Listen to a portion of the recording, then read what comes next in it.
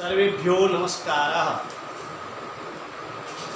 अस्मिन् समूहे भवतां सर्वेषां सर्वासां स्वागतम्। श्लोकेन सह सुभाषितेन सह अहम् उपस्थितोऽस्मि। दुर्जनेन समं सख्यं प्रीतिं चापि न कारयेत् उष्णो दहति चांगार शीतम कृष्णायते करम। अर्थात जो दुष्ट व्यक्ति होते हैं, क्या होते हैं? दुष्ट व्यक्ति। उनके साथ कभी न मित्रता करनी चाहिए और न शत्रुता करनी चाहिए। मतलब उनसे हमें कोई संपर्क ही नहीं रखना चाहिए।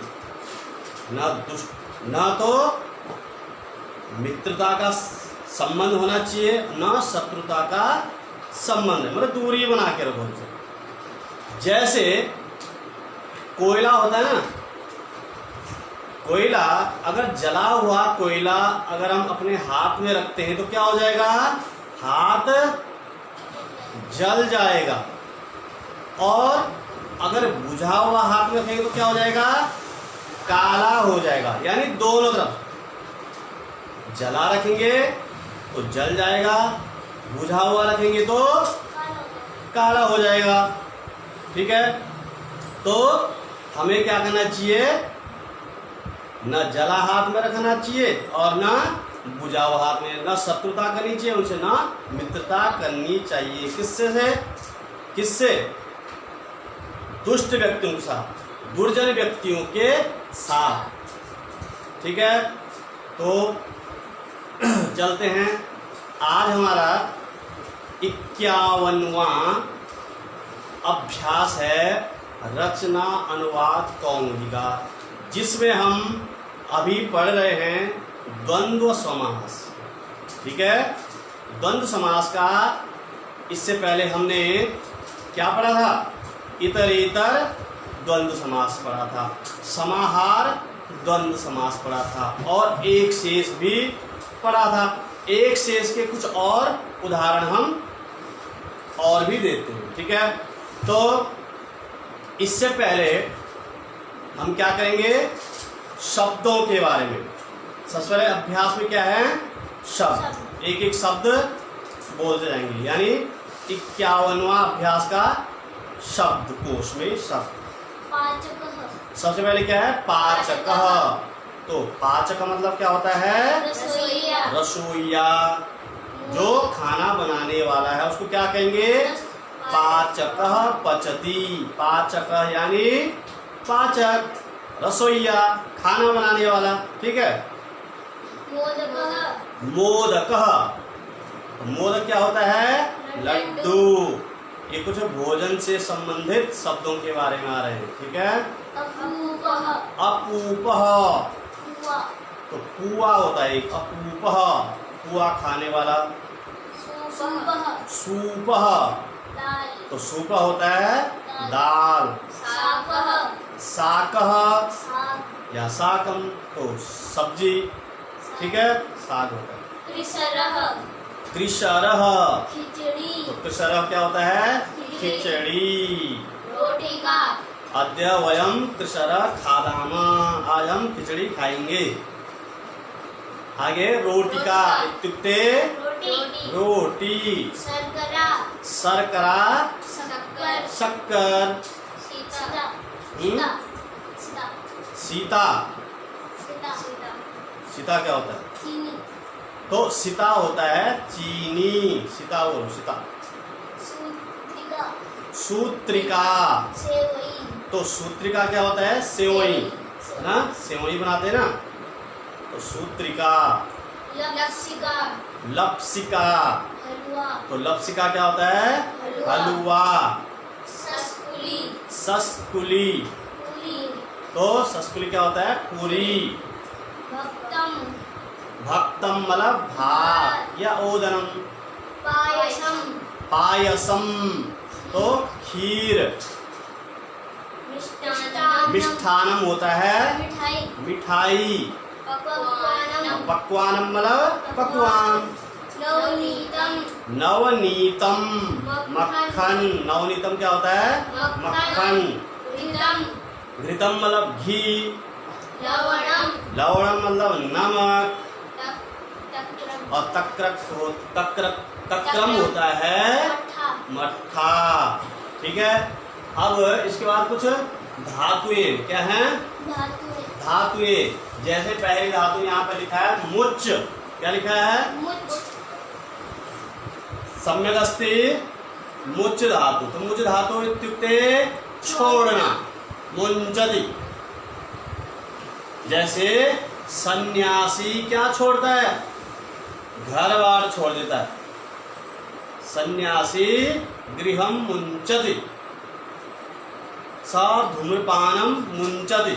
मतलब क्या छोड़ना है। ठीक है। तो मुंचति मतलब छोड़ना। मैंने उसे वहां छोड़ दिया तो मुंचति मुंचता मुंचन्ति। इस प्रकार के रूप चलेंगे। आगे लुप धातु। तो इसका अर्थ क्या होता है? नष्ट करना। ठीक है।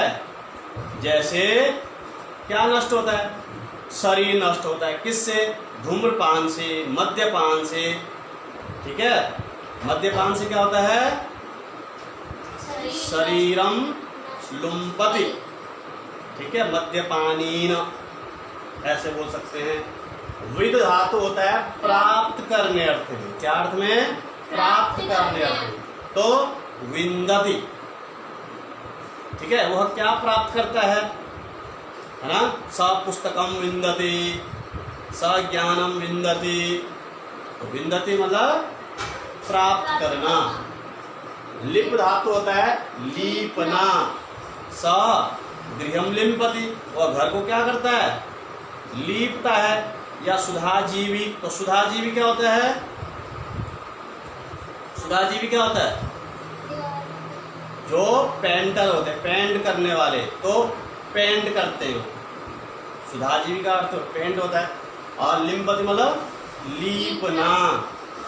सिच धातु होता है सींचने अर्थ में। किस अर्थ में? सींचने अर्थ में। ठीक है। तो सिंचति। ठीक है। यानी वह क्या सींचता है? हाँ? क्या सींचता है? वृक्षान सिंचति। ठीक है। या कहीं मकान बनता है उसको सींचता है, तराई करता है। तो सींचने अर्थ में। ठीक है। अब आगे हम जो कल पढ़ रहे थे एक से समास। तो यहाँ ध्यान ये रखना है पुल्लिंग और स्त्रीलिंग। क्या? पुल्लिंग और स्त्रीलिंग में क्या बचेगा? पुल्लिंग। इतना ध्यान रखना। क्या बचेगा? पुल्लिंग। जैसे पितरौ। क्या है? शब्द क्या है? पितरौ। अब यह क्या है? इसका विग्रह क्या होता है? माता च पिता। तो यहाँ क्या बचेगा? माता को छोड़ के पिता बचा। क्या बचा? ठीक है।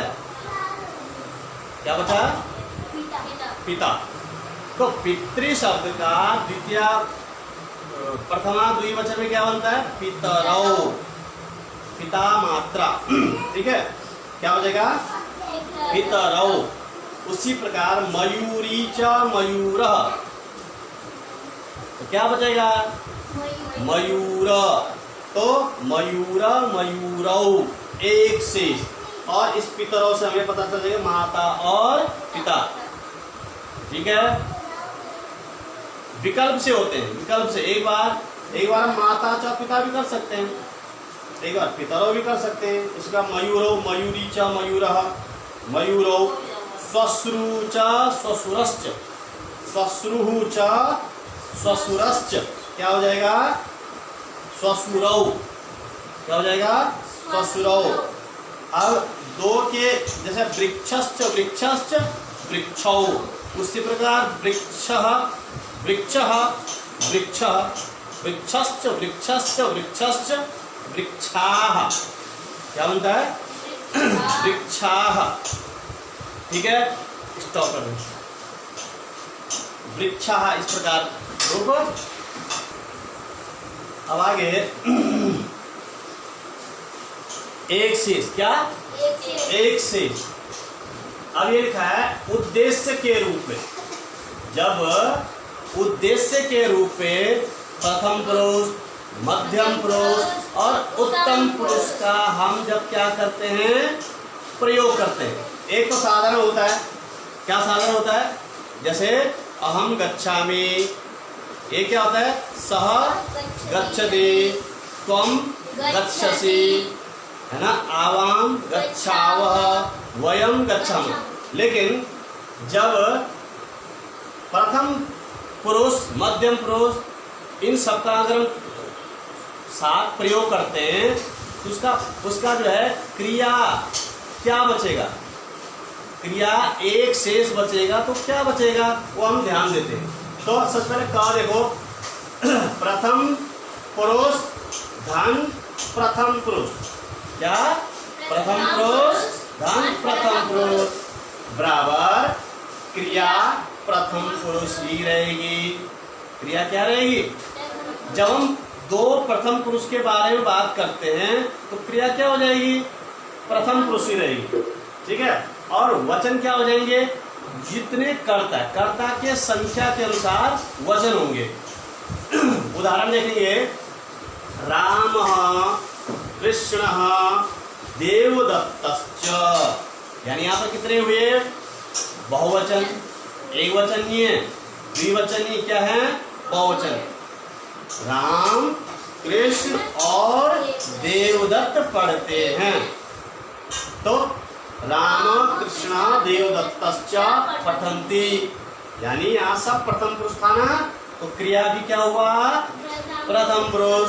दूसरा उदाहरण देखते हैं, राम रमा च पठत, पुल्लिंग आए चाहे स्त्रीलिंग आए, लेकिन प्रथम पुरुष के बारे में अगर बात चल रही तो प्रथम पुरुष की क्रिया होगी, और किसके अनुसार होगी, वचन क्या होंगे, जितनी संख्या होगी कर्ता की उस प्रकार वचन होंगे। ठीक है, जैसे राम रमा च, यहाँ द्विवचन है ना, तो वचन क्या हो जाएगा, पठतः, पढ़ रहे हैं ना, राम और रमा पढ़ते हैं, राम रमा च पठत। समझ में आ रहा। अब आगे देखते, इसमें कोई अंतर नहीं था, ये तो हम समझ गए कि प्रथम पुरुष बचेगा। अब ख में देखेंगे, प्रथम पुरुष धन मध्यम पुरुष। अगर हम कर्ता प्रथम पुरुष और साथ में कोई एक कर्ता मध्यम पुरुष का हो तो क्रिया क्या बचेगी, मध्यम पुरुष का। क्रिया क्या बचेगी, कहने का अर्थ है शेष क्या बचेगा, तो शेष मध्यम पुरुष। अभी समझेंगे उदाहरण से, वचन कर्ता के संख्या के अनुसार होगी, यानी वो जो क्रिया में जो वचन होगा वो कर्ता के संख्या के अनुसार होगा। अब समझते हैं उदाहरण के, जैसे स, तो स क्या हुआ, प्रथम पुरुष, त्वम क्या हुआ, मध्यम पुरुष। अब यहाँ कंफ्यूज हो सकते हैं कि यहाँ क्रिया क्या करें, क्यों, सह पठति और त्वम पठसि, तो अब यहाँ पर क्या हो जाएगा, एक तो मध्यम पुरुष का है और एक प्रथम पुरुष का क्रिया है, तो यहाँ पर हम ध्यान रखेंगे, एक शेष करेंगे, क्या, एक शेष, एक ही क्रिया रहेगी, या प्रथम पुरुष की या मध्यम पुरुष, तो किसकी रहेगी, मध्यम पुरुष की। अगर प्रथम और मध्यम दोनों कर्ता हैं तो वहां पर शेष क्या बचेगा, क्रिया मध्यम पुरुष की, किसकी, जैसे स यानी वह, त्वम यानी तुम, वह और तुम। जैसे किसी ने बोला वह और तुम, या बालक या राम और तुम बाजार जाओ, या राम और तुम दोनों पढ़ो। ठीक है, उसी प्रकार स त्वम च पठत, तो क्रिया क्या बची, पठथ। दो जने हैं तो जो क्रिया है, क्रिया का वचन भी द्विवचन होगा, क्या, पठ से पठथ। यानी यहाँ हमारा दिमाग घूम सकता है, यहाँ क्रिया क्या करें, तो स त्वम च पठथ, समझ गए, वह और तुम दोनों पढ़ते। जैसे वह और तुम जाते हैं तो वह स त्वम, तो गच्छति नहीं आएगा, क्या आएगा मध्यम पुरुष का, ना गच्छसि आएगा, गच्छथ, क्योंकि द्विवचन का प्रयोग हो रहा है ना, तो गच्छथ। उसी प्रकार तौ त्वम च, तौ यानी वे दोनों और तुम, वे दोनों और तुम, तो यहां भी लिखत। यानी अगर प्रथम पुरुष का कर्ता और मध्यम पुरुष का कर्ता है तो दोनों में एक शेष क्या बचेगा, मध्यम पुरुष का क्रिया बचेगा। ठीक है। अब एक दूसरा ध्यान रखेंगे, ग त्वम अहम च पठा, यानी तुम, मैं, तुम और मैं पढ़ते, या तुम और मैं चलते, चलो तुम और मैं चलते, या पढ़ते या खेलते, तो उन दोनों में क्रिया क्या बचेगी, या क्रिया किसकी होगी, तो एक है त्वम मध्यम पुरुष और एक है अहम उत्तम पुरुष। अब इन दोनों में क्या बचना चाहिए, उत्तम पुरुष, क्या उत्तम पुरुष का क्रिया। तो यहाँ तुम यानी तुम, अहम यानी मैं, हम दोनों पठावह, ठीक है, तुम और मैं, तुम अहम च पठाव, तुम अहम च लिखाव, तुम अहम च गच्छाव, तुम अहम च क्रीड़ाव। इसको आगे पीछे भी कर सकते हैं, ऐसे आगे पीछे अहम त्वम च ऐसे भी कर सकते हैं, लेकिन क्रिया तो उत्तम पुरुष की ही आएगी। अगर प्रथम मध्यम की बात हो रही तो मध्यम पुरुष की क्रिया होगी, अगर प्रथम और उत्तम की बात हो रही तब भी उत्तम पुरुष ही आएगी, और अगर मध्यम और उत्तम की बात आ रही तो उत्तम पुरुष की क्रिया बचेगी, और उसका जो वचन होगा उस संख्या के अनुसार होगा। ठीक है। अब दूसरा देखेंगे, स यानी वह, इसमें तीनों आगे, इसमें इस वाले उदाहरण में तीनों आगे, यानी स यानी वह, तुम मतलब तुम, अहम मतलब मैं, जैसे बोला वह तुम और मैं, वो तुम और मैं, हम तीनों, तो सा त्वम अहम च पठाम, हम सब पढ़ते हैं, वह तुम और मैं। अब यहाँ तो सब अलग अलग है ना, प्रथम पुरुष, मध्यम पुरुष, उत्तम पुरुष, तो यहाँ थोड़ा कंफ्यूजन ये हो सकता है कि स का तो क्या होना चाहिए यहाँ पर, पठति, त्वम का पठसी, अहम का पठामि, तो यहाँ क्या करना है, तो अगर तीनों की बात आ रही तो यहाँ पर क्या करना है, हमेशा उत्तम पुरुष का क्रिया करना है, और वचन संख्या के अनुसार, यानी संख्या मतलब समझे, जैसे एक, एक दो तीन बहुवचन है तो पठामः, उसी प्रकार अहम युवाम च पठाम, अहम मतलब मैं और युवाम मतलब तुम दोनों, तो यहाँ बहुवचन हो गया कि नहीं वचन, अहम और तुम। आगे पीछे कर सकते हैं, युवाम अहम जब बोल सकते हैं, अहम युवाम जब बोल सकते हैं, लेकिन अगर मध्यम और उत्तम की बात आ रही है तो क्रिया उत्तम पुरुष ही बचेगी, एक शेष। कहने का मतलब है शेष क्या बचेगा, उत्तम पुरुष। अगर प्रथम मध्यम उत्तम तीनों की बात हो तो शेष क्या बचेगा, उत्तम पुरुष की क्रिया बचेगी, और अगर प्रथम और मध्यम की बात हो रही तो शेष क्या बचेगा, बताओ, प्रथम और मध्यम की बात हो रही तो क्रिया किसकी बचेगी, मध्यम पुरुष की, और अगर मध्यम और उत्तम की बात हो रही तो उत्तम पुरुष की, और अगर प्रथम की है तो प्रथम है तो प्रथम, मध्यम मध्यम है तो मध्यम, उत्तम उत्तम है तो उत्तम ही रहेगी। आ रहा है समझ में? आगे ये हो गए यहाँ तक और समझ गए होंगे। आगे ध्यान देंगे, नए समास, क्या नए समास, न मतलब क्या होता है, नहीं। अब नहीं के अर्थ में ध्यान रखेंगे, जैसे नय, ये नय, नय शब्द का अगर किसी अन्य शब्द, नय का अन्य शब्दों के साथ अगर समास होता है तो वहां पर ध्यान देने योग्य बात देखना है। यहाँ पर न ब्राह्मण, यानी ब्राह्मण शब्द था, उसमें न यानी नय समास किया गया ब्राह्मण के साथ, और ठीक है ध्यान ये रखेंगे शब्द के आगे क्या है, अगर व्यंजन है, क्या है, जैसे ब्राह्मण में क्या है, पहले व्यंजन, ठीक है, तो न के साथ क्या होगा, इस न को क्या हो जाएगा, अ हो जाएगा, क्या हो जाएगा, तो न ब्राह्मण इति, इस न को क्या कर दिया, अ हो गया।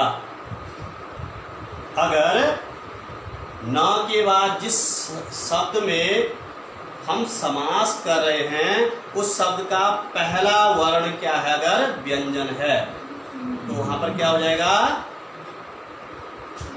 न को अ हो जाएगा। न ब्राह्मण इति, मतलब जो ब्राह्मण नहीं वो क्या है, अब्राह्मण। उससे अन्य उदाहरण है, ये क्या है, न स्वस्थ इति, अस्वस्थ, जो स्वस्थ नहीं है वो क्या है, अस्वस्थ, जो न्याय नहीं करता वो क्या है, अन्यायी, जो न्याय नहीं वो क्या है, अन्याय।